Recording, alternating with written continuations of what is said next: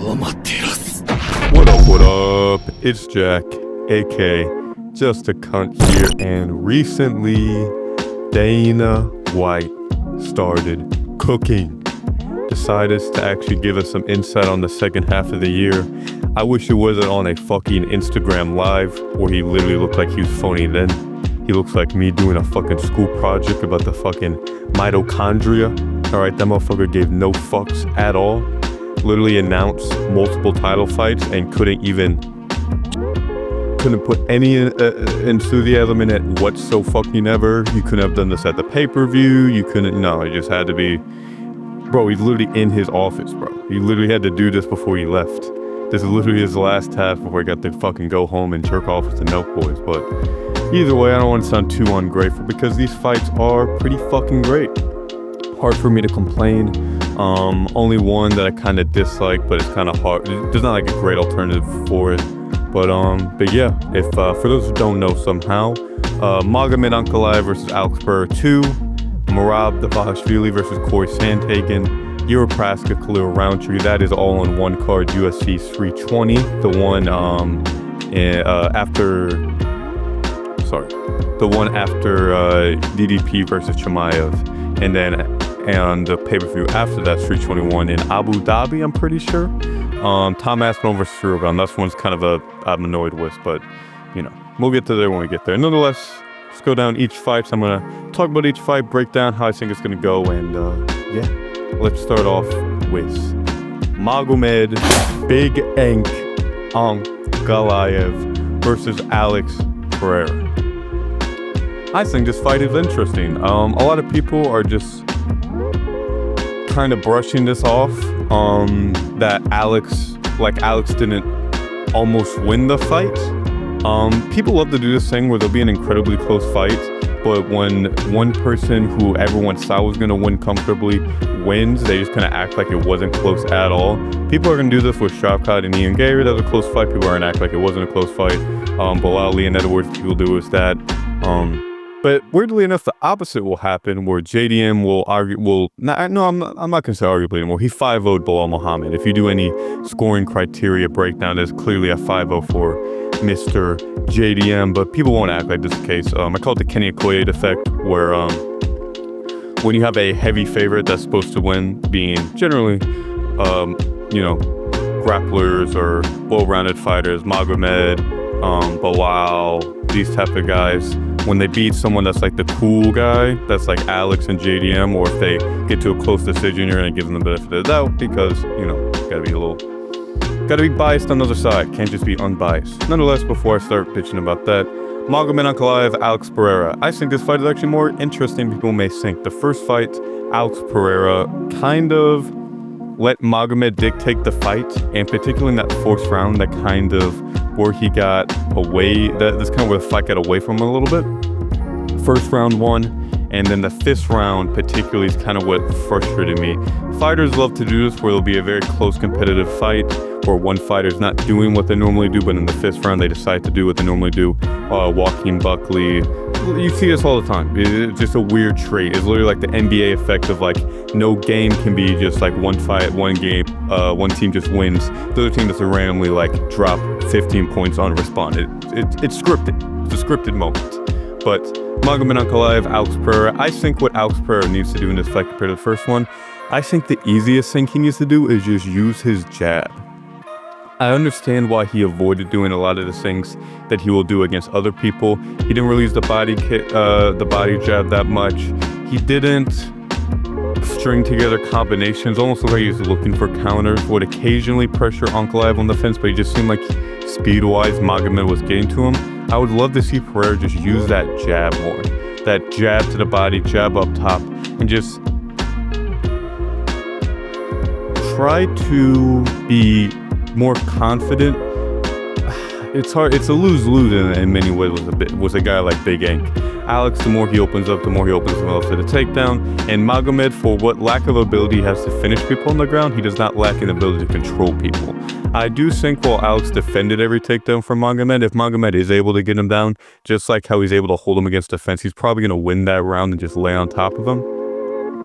I love to see Alex Pereira not just bank on the leg kicks and use them more as a tool. I felt like he was really trying to just bust up Magomed's leg like Jan Blachowicz did and just kind of go from the feet from there.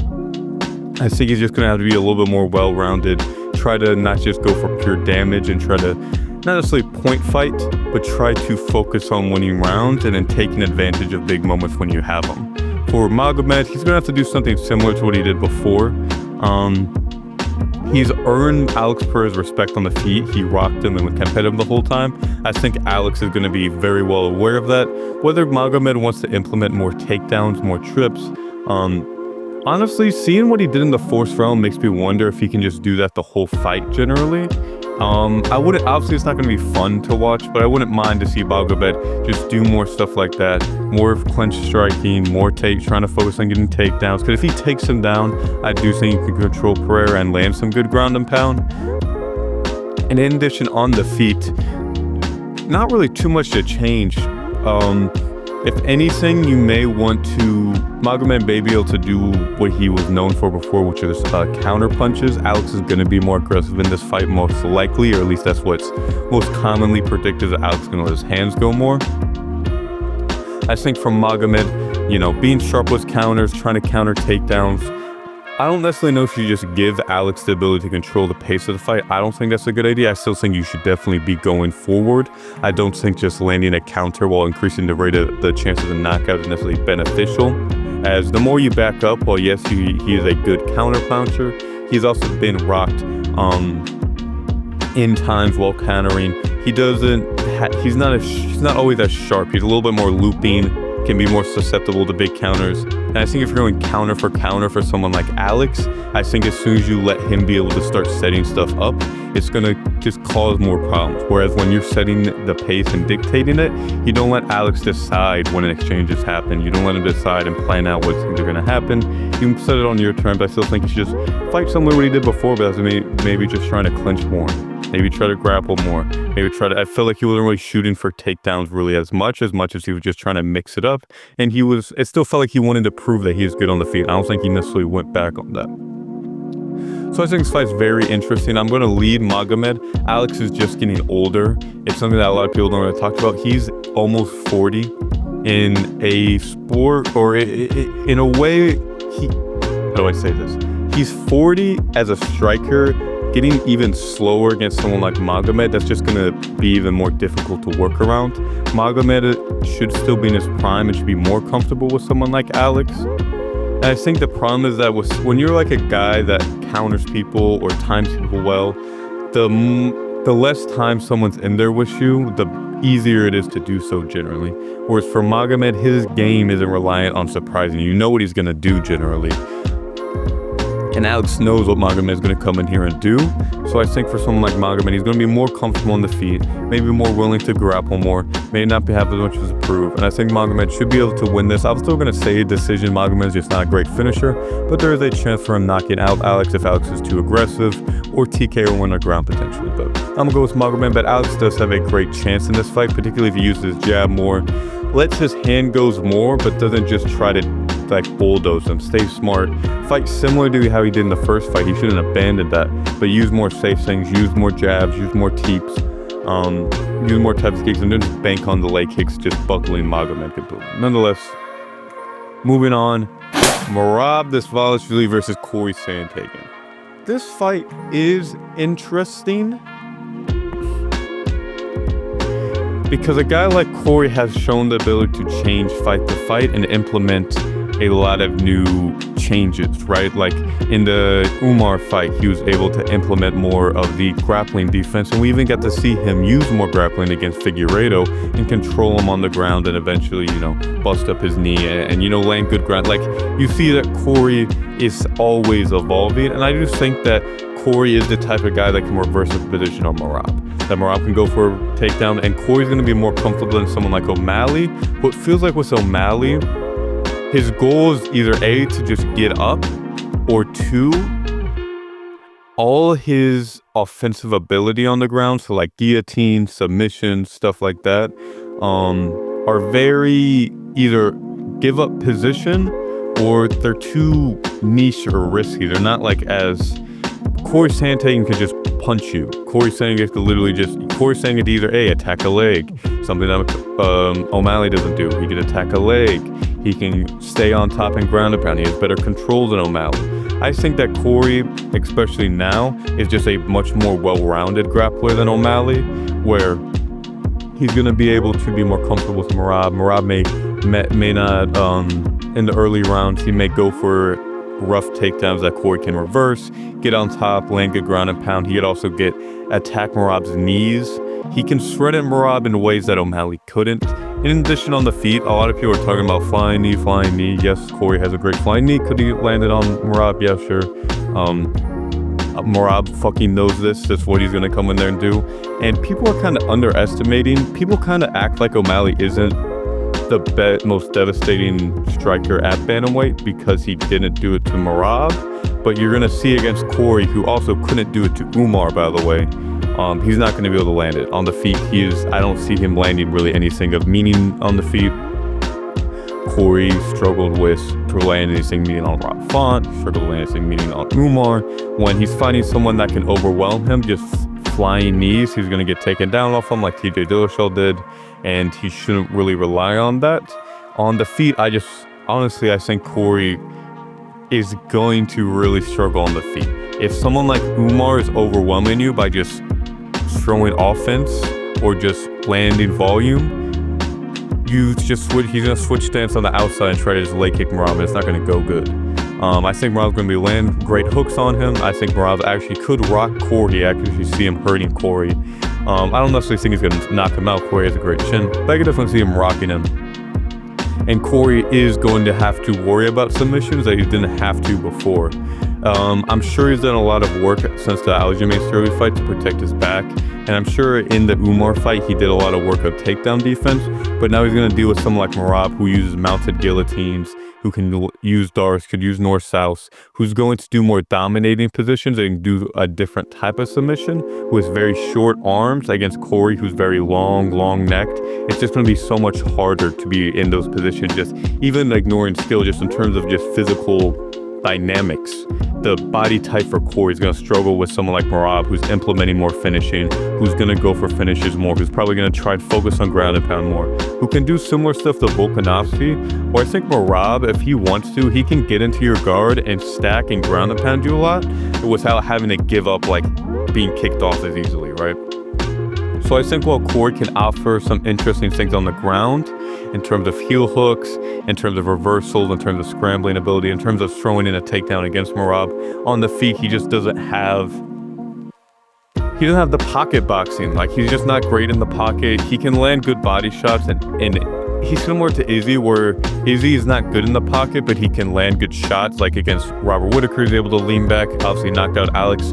He can do good in I like to call them scheduled exchanges, but overall, he's not as good as someone like Peter Yan. He's not as good as someone like Song Yudong. He does hang his hands low, which I think will help with the takedown on the feet, where Peter Yan, just by virtue of his high guard, is just going to struggle to, while he can shrug off takedowns, it's going to be difficult for him to maintain space and discourage Merab from shooting the surface. I think Corey's going to do a little bit better of discouraging Merab, at least in the beginning, but Corey, as the fight goes on, past the third, past the fourth, past the fifth, Merab's just going to keep going, and I think I'm going to say Merab's going to get a submission in round 4. I think he is going to finish Corey. I think Merab, he's too well-rounded, his striking's coming together, his finishing ability, he's going to offer more threats, and I think besides the heel hook, I think Corey's going to struggle to really land any meaningful offense, but, good fluke of lightning. Moving on, I am petrified for this fucking fight. Jiří Procházka versus Khalil Roundtree. Now, this fight, I think, it's a banger. I don't know. I think most people kind of get an idea of how this fight's going to go. Khalil's going to stay on the outside. He's going to limit exchanges. Jiří's going to be coming forward, trying to snipe Khalil, and Khalil's going to focus on leg kicks and in big overhand counters, which I think this fight is almost impossible to predict just by virtue of they both play in each other's game. Khalil's Jiří, who may evolve, he may, actually try to evolve a little bit. He sort of has before, but he doesn't he's still trying to stick to the formula, which I do respect in the sense of he's not trying to throw out the baby with the bathwater. He's still the same fighter, but just kind of tweaking it a little bit. So I'm interested in what little tweaks he may do coming into this fight. But Yuri is also the type of honor guy that is going to try and swing with Khalil by virtue of his forefathers and the samurai code in the Ring of Fire or some shit like that. But for Khalil, he's going to focus on the leg kicks. That's the big thing. Yuri still has yet to address that. He just hasn't shown the ability to in the bracket fight. He got hit with some in the Alex fight. The second time got hit with some. Jamal Hill didn't really throw any, but Khalil is going to, and he could land very powerful ones. I don't think he needs to be as slick as someone like Pereira. So I think he literally just blasts leg kicks, and it's going to hurt Yuri. The only thing is whether or not Yuri's going to be able to counter him off of it. I think Yuri is going to do what Khalil's weakened, I feel like, is with pressure, is with the jab, is with confident offense, and without able to dictate exchanges, is going to show a lot of his technical flaws. He also will tire as the fight goes on.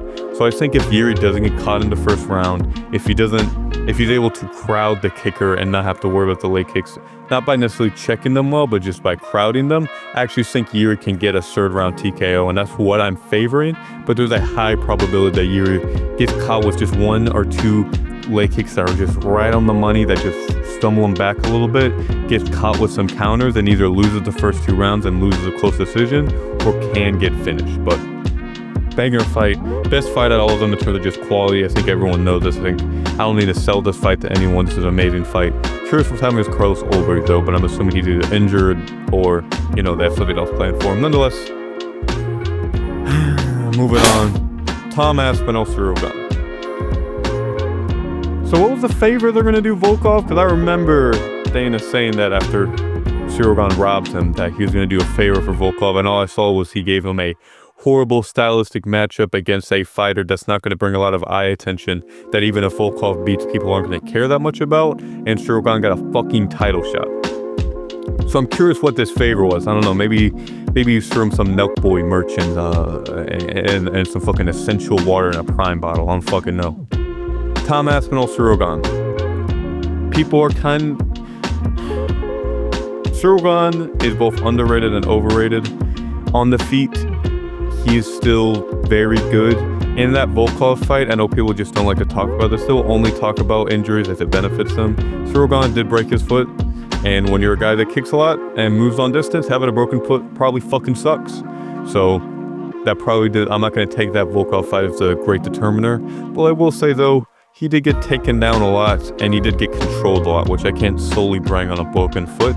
And I think Tom Aspinall, for whatever gaps that Ciryl Gane has made, or whatever gaps Ciryl Gane has filled in his takedown defense, where that can be effective maybe against a guy like Jailton Almeida, or, you know, one of these Sergey Spivaks, Marcin type, or some of these guys that are just going to go for takedowns, and you kind of they could be very predictable, and you don't have to worry as much. Against Tom Aspinall, it's a lose-lose. Even if he's thinking about the takedown, even against John Jones, you don't have to worry about this. Tom Aspinall can just knock him the fuck out at any moment. You just flatline him. And there's nothing Ciryl Gane can really do about that, because he can't really counter him that well. Ciryl Gane's a good counter puncher, but that's really either in niche situations like against Tai Tuivasa, who's not a good striker at all, or it's with like a kick or a jab. Maybe he'll lean out the way and land a jab or a body kick. It's nothing of real devastation. Now, of course, against if Tom Aspinall wings a big shot and he gets hit on the chin, he can go down. Ciryl Gane's fucking big as shit.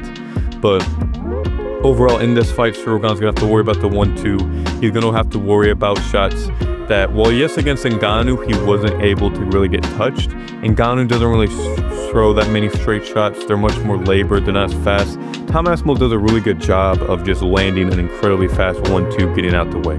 Focus on fundamentals, a very hard jab. He doesn't really open up on the feet a crazy bit, and Ciryl Gane's going to have to deal with the chaos of the first 2 rounds, where at any moment he can get taken down and submitted, or just knocked out. And in addition to that, it's how much better can I expect Ciryl Gane's takedown defense and BJJ defense to be? You can do a lot of things in the short term to improve your takedown defense with footwork, with, you know, against John Jones, he overextended on a big shot. Don't just wing out big right hands against someone like John Jones. You can deal with stuff like, yeah, sure, you can defend that mountain, that guillotine that Jones did, but when Tom Aspinall is laying on top of him, attacking scarf holds, attacking Kimuras, attacking triangle chokes, that sequence, that submission to position, to that circuit that he's gonna have to go through, defending that, I can't see him doing. I think maybe he could have developed to defend certain submissions and certain, like, where there's like only one option. But I don't see him being able to either stop Tom Aspinall from laying on him or, you know, stopping submissions. The only thing Ciryl Gane has, he does have some decent heel hooks. He pulled one in Ngannou. If Ngannou is able to defend it, I can't imagine Tom does. But Tom does have a bad knee, and if he lands oblique kicks, damage his knee, and then pull the heel hook on it, he could get a finish that way, or he could hurt Tom Aspinall with a counter. Main thing for Ciryl Gane is to survive the first couple rounds. Focus on landing oblique kicks, attack Tom's knee. Don't try to engage with the striking, really. Or with the head, really. Don't try to engage with the boxing. Just focus on footwork, kicking, landing a 1-2. Similar to a Max Holloway in terms of just constant movement, 24/7, constantly bouncing around side to side. Don't back up in a straight line. You either get taken down or you'll have to deal with Tom Aspinall's, you know, high-level boxing. For Ciryl Gane, this is a game of riding your bike around the octagon and landing oblique kicks until later in the round, seeing if Tom Aspinall gas, see how he reacts to being in those later rounds. Try not to lose a round off being taken down. I think Tom Aspinall can control him for a round if he needs to, even if he's not able to get a submission. For Ciryl Gane, this is a very difficult lose-lose fight where he doesn't have a particular advantage anywhere besides at long-range distance. But nonetheless, these are some incredible fights. Dana White was cooking. Good to see. Glad to see he finally, you know, showed up to work. He didn't give a fuck, but he at least showed up. I don't know what happened to them not announcing fights on pay-per-views. I'm sorry, we can't do a promo. We can't, you know, you can't hire a fucking editor for $1,000 to just fucking clip together clips of Alex Pereira in the fucking woods of Magomed Ankalaev with fucking Shamil Gaziev or Farm. You tell me you can't do that? Can't announce UFC, you can't do any premieres, you can't do in-between. Imagine if you're like in-between fights, right? And then it was like UFC 320, and there's like a countdown, and then it's like dark, and then you hear like a fucking whistle, whatever the fuck, and then you just hear like Alex Pereira's music start playing. You hear the chants, you hear Shama or whatever the fuck. And in the other corner, you hear Magomed, you see some Russian music, some Dagestan music, and you hear that, and then you see a promo of them both walking out. It doesn't have to be, I know it's too hard to do this. You don't even need to record them in a studio and get this ready. You have to deal with studio. You just use pre-existing clips. I know you guys, that would be too much to ask for. You should be able to fucking do that.